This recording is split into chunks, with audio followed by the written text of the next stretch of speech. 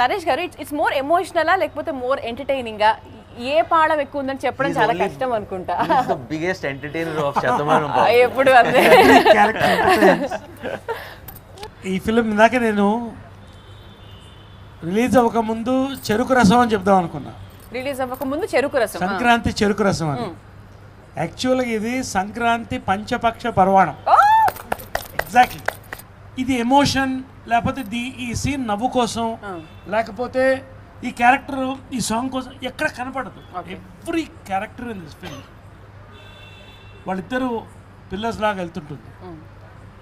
He carries a beautiful, Sharvanand carries a beautiful message to the next generation of what is our values అనేది ఆ character చెప్తుంటుంది. తను ఎక్కడి నుంచో వెళ్ళి వచ్చే అనుపమ ఇక్కడికి వచ్చి సెటిల్ అయ్యి ఇక్కడి నుంచి నేను వెళ్ళలేను అన్న ఫీల్ కలిగిస్తుంది. ఇలా ఎవ్రీ క్యారెక్టర్ నేను ఇందాక శర్వానంద్కి అదే చెప్తున్నాను. Congratulation once again.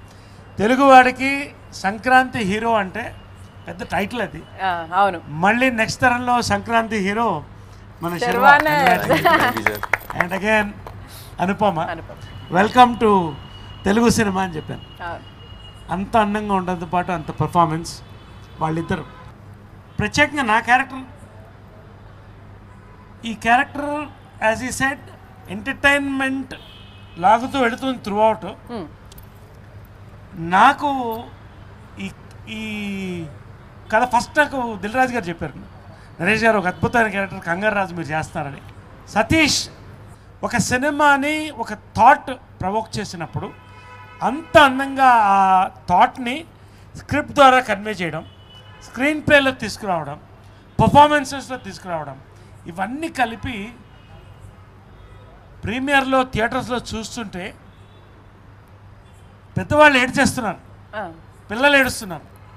నా క్యారెక్టర్ ఎస్పెషలీ ఈ క్యారెక్టర్ చెప్పిన తర్వాత డైరెక్టర్ సతీష్ చెప్పాను, ఒక హాఫ్ డే కంప్యూటర్ ముందు కూర్చుని గెటప్ డిజైన్ చేద్దాం.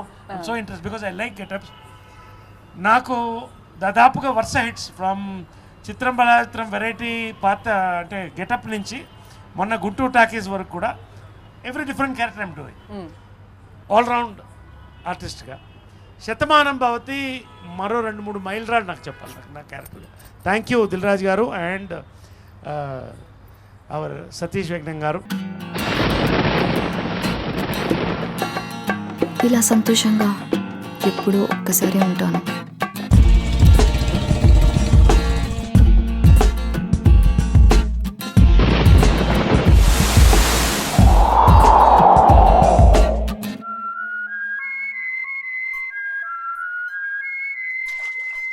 నాలాగా నచ్చినట్టుగా బతికే అమ్మాయిల్ని చులకనగా చూడడం ఈ ప్రపంచానికి బాగా అలవాటు.